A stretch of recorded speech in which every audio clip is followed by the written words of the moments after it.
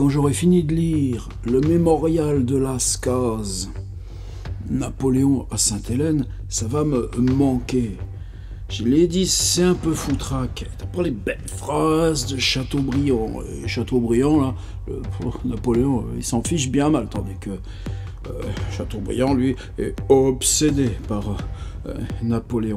Mais c'est cette espèce d'intimité, là, de collecter toujours d'un homme qui a fait tant de choses, qui totalement là...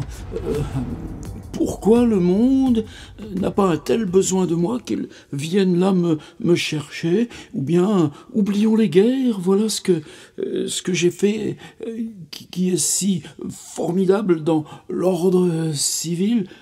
Mais qu'est-ce qui est intéressant chez Lascaz? Justement, c'est pas la phrase, c'est l'étonnement, c'est la stupéfaction.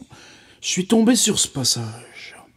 L'empereur expliquait la netteté de ses idées et la faculté de pouvoir, sans se fatiguer, prolonger à l'extrême ses occupations, en disant que les divers objets et les diverses affaires se trouvaient casés, que les divers objets et les diverses affaires se trouvaient casés dans sa tête comme ils eussent pu l'être dans une armoire.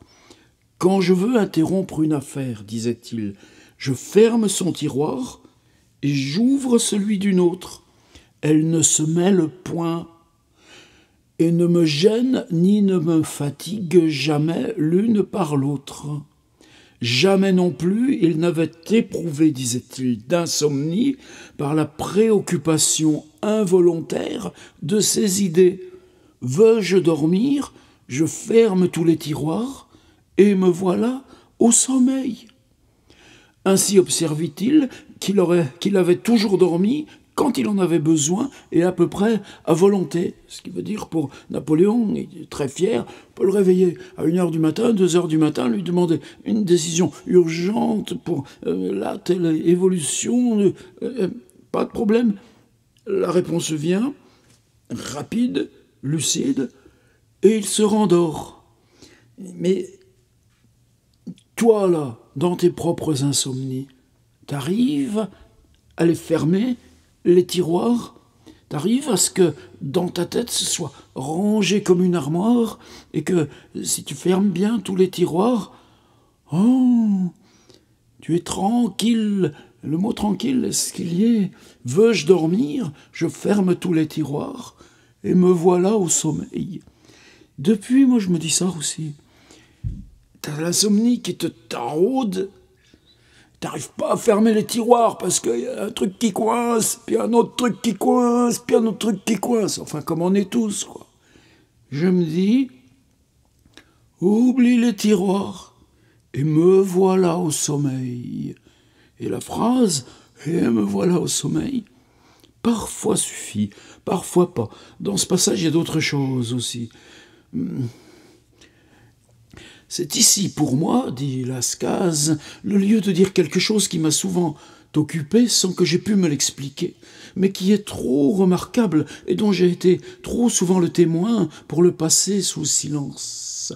C'est qu'on eût dit qu'il existait en Napoléon une foule d'objets qui demeuraient comme en réserve pour apparaître avec éclat dans les circonstances soignées, qui, dans les moments d'insouciance, semblait plus que sommeiller, lui être, pour ainsi dire, étranger. Alors, il prend plusieurs exemples.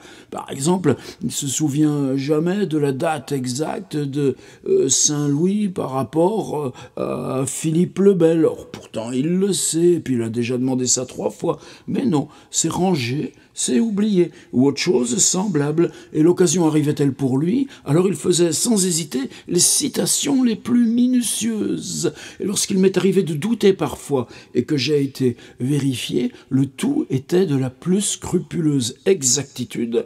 Je ne l'ai jamais trouvé en défaut. Et Lascaz continue. Portrait intérieur de Napoléon dans ses armoires de la tête. Autre singularité de même nature. L'empereur, dans l'oisiveté de la vie. Tu parles sur cette espèce de rocher, il pleut dans leur cabane, et du vent. Dans l'oisiveté de la vie et le bavardage, estropiait souvent les noms les plus familiers, même les nôtres. Je ne crois pas que cela lui fût arrivé en public. Je l'ai entendu 100 fois dans nos promenades réciter la fameuse tirade d'Auguste, et jamais il n'a manqué de dire « Prends un siège, s'il l'a ». Et il faisait la plupart du temps des noms propres à sa fantaisie, et une fois adopté, il demeurait toujours, bien que nous prononçassions les véritables 100 fois par jour, à ses côtés, et si nous eussions adopté les siens, son oreille en eût été choquée. Il parle ensuite de l'orthographe. Napoléon, c'est pas qu'il n'aimait pas l'orthographe. Il reconnaissait toujours si une orthographe était fautive.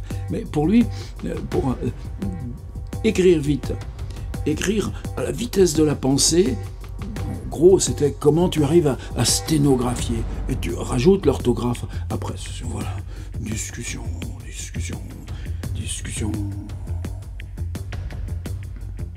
Moi, c'est ça qui m'avait plu là dans ce passage. La tête comme une armoire, tu fermes les tiroirs et te voilà à dormir. Il y a des choses à apprendre de Napoléon à Sainte-Hélène.